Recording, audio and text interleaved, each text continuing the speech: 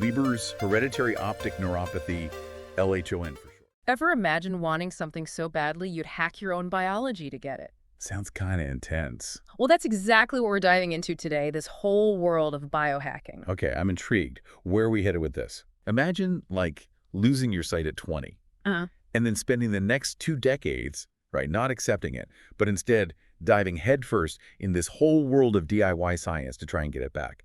That's what we're looking at today. We're doing a deep dive on Brian Aston and how he's experimenting on himself, LHON.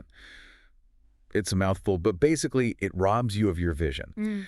We're in for a wild ride today. Cutting-edge science, total determination, and honestly a bit of a mad scientist vibe. Yeah. We've got his YouTube videos, his research, all of it, ready to get into it. Absolutely. I think what's so interesting here is, like, Brian's not alone, wanting to beat a diagnosis like that. It makes you think about how much we all want control when something like this happens. But it also shows just how complicated LHON is. Right. So before we get to the hacking part, let's break down LHON. What's happening in the body? Why is this such a tough one? It all starts with those tiny powerhouses in our cells. The mitochondria, Right. remember those from like way back in high school biology? They fuel pretty much everything. Yeah. They're how we turn food into actual energy we can use. Imagine them as like the electricity keeping the lights on in your house. Okay. Mitochondria are the power grid. Got it. So how does LHON mess that up? LHON, it's a genetic mutation, a glitch. And it messes with a vital part of these powerhouses. It's called complex 1. Yeah. It's like a faulty wire in your electrical system. Suddenly the energy's messed up. With LHON, this hits the retinal ganglion cells. These are key because they take visual information from your eye to your brain. No power, no signal. So it's not just your eyes, it's the whole connection between your eyes and brain that gets cut off because the power's out. That's rough. Exactly. And that's how you get vision loss. Which brings us back to Brian, diagnosed in his early 20s, and instead of giving up, he basically became his own doctor. The past 20 years, it's been this quest, Vision Quest 2.0 as he calls it, to see again.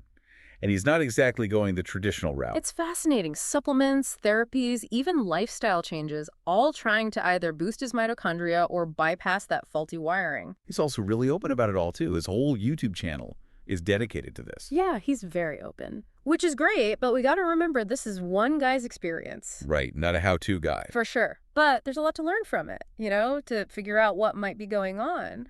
So what's in this self-prescribed cocktail of his? What's the theory behind each thing? What's he aiming for? Let's start with this supplement I keep seeing, NMN. What's the deal with that? What is it, and how does it fit into what he's doing? Okay, NMN. Sounds kind of sci-fi, right? Like something out of a movie, but it's a real supplement. It does, doesn't it? Yeah, NMN, or nicotinamide mononucleotide, it's actually in our bodies naturally, just like not a lot of it. And remember those mitochondrial powerhouses needing fuel? Well, NMN is a key part of making that fuel. NAD plus. So not the fuel itself, but helps make it. Like delivering coal to a power plant. You got it. And NAD plus, like, essential. Not just for those cellular lights to stay on, but tons of other cell stuff too. DNA repair, signals, all of it. Wow, it's kind of a big deal then. So with LHON, you're saying that NAD plus production is messed up because the powerhouse glitches. Exactly. So that's where NMN comes in. The idea is you boost NAD plus maybe the mitochondria work better overall.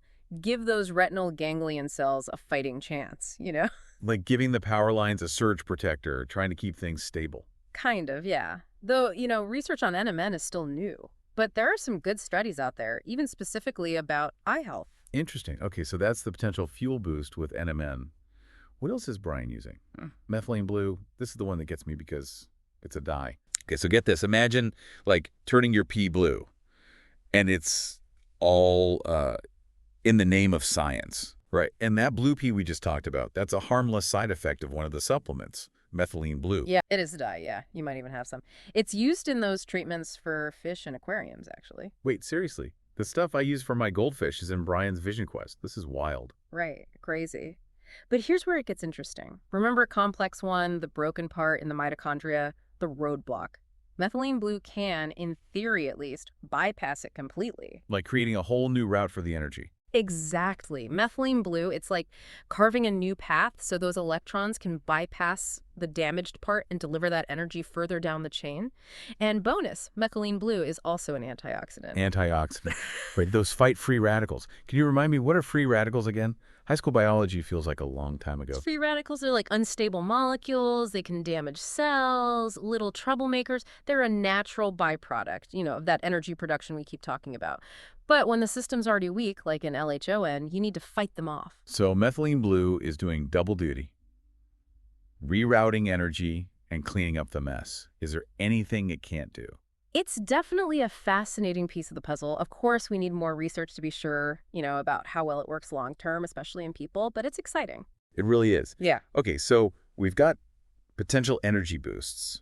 But what about protecting the nerve cells themselves, the retinal ganglion cells that are starving for that power? Lion's mane. That's where that comes in, right? A mushroom to save your sight. That I got to hear more about. Lion's mane mushroom. Okay, that sounds more like, I don't know, a fancy ingredient than something that could help you see again. Right, it's got a ring to it. But yeah, lion's mane, it's getting known for being good for your brain, and there's a good reason. So what's the science on this super shroom? How could it help someone with LHON? Well, it's got these compounds, right? And they can stimulate something called nerve growth factor, NGF. Basically, it's like fertilizer, but for your neurons. Helps them grow, repair themselves. Hold on. Fertilizer for your brain. Yeah. This mushroom can regrow those damaged nerve cells. It's looking pretty promising. See, NGF, it's super important for all kinds of neurons to work right, including those retinal ganglion cells we've been talking about. And with LHON, those are the ones dying off, right, from lack of energy. So the thinking is you help them grow and heal. Maybe, just maybe, you can slow down the vision loss, maybe even reverse it. Wow, that's amazing.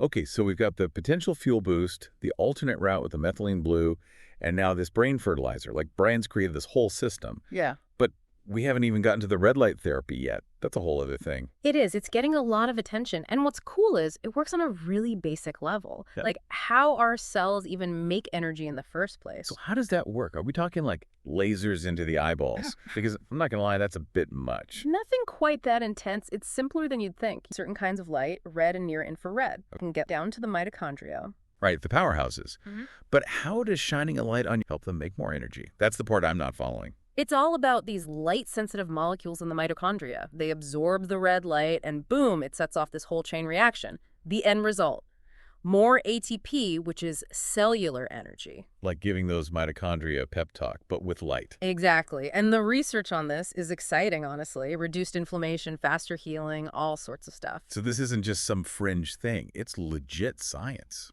It's getting more mainstream all the time. There's even early stuff about it being good for your eyes, though we need way more research there, especially for LHON. Fascinating.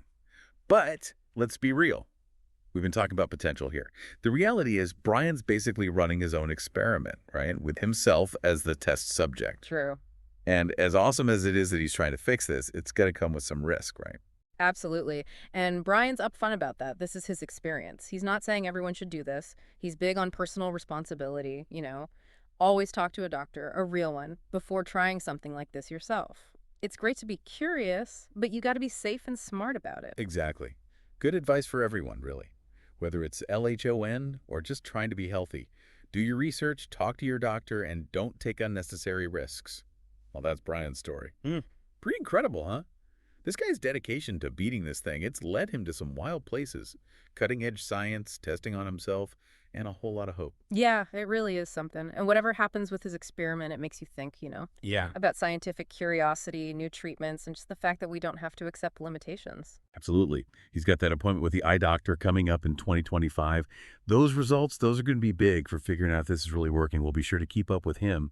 And for our listeners, if you're as hooked on this as we are, you can find Brian's YouTube channel on our website.